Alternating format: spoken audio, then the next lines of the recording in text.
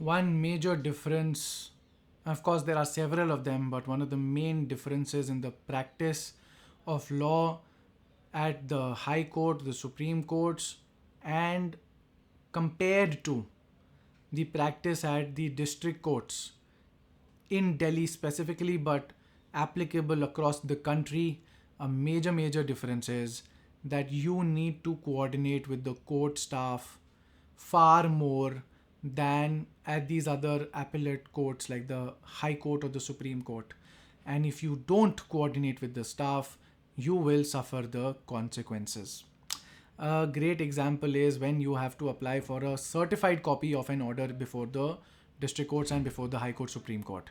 You do that in the High Court, Supreme Court, it's going to be a piece of cake. You apply for it, they give you a date, on the next date, you have the copy in your hand.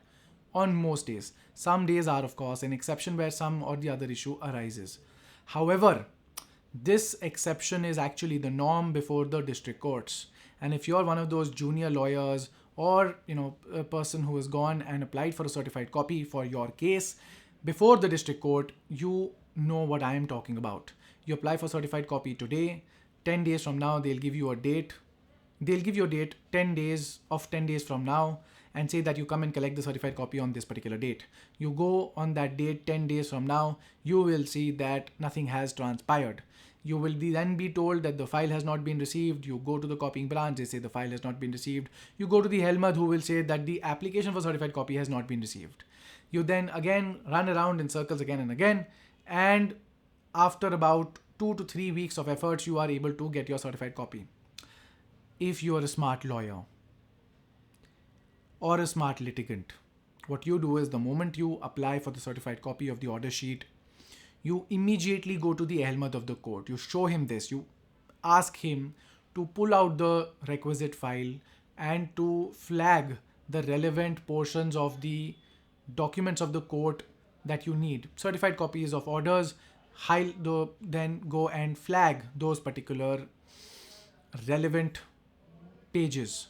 Then go and inform the copying branch as well. Go and inform the registry as well. Do all of that, and that will cut short your time of getting your certified copy.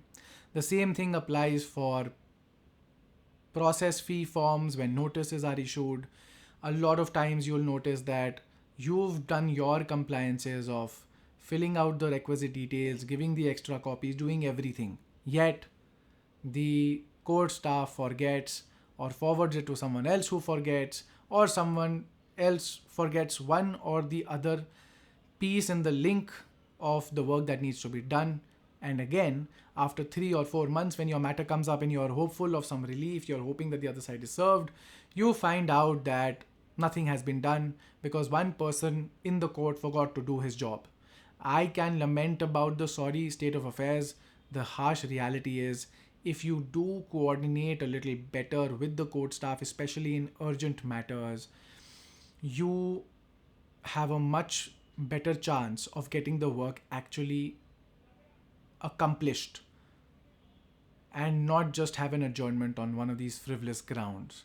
Compare that to the high courts, compare that to the Supreme Court. Things are much more streamlined.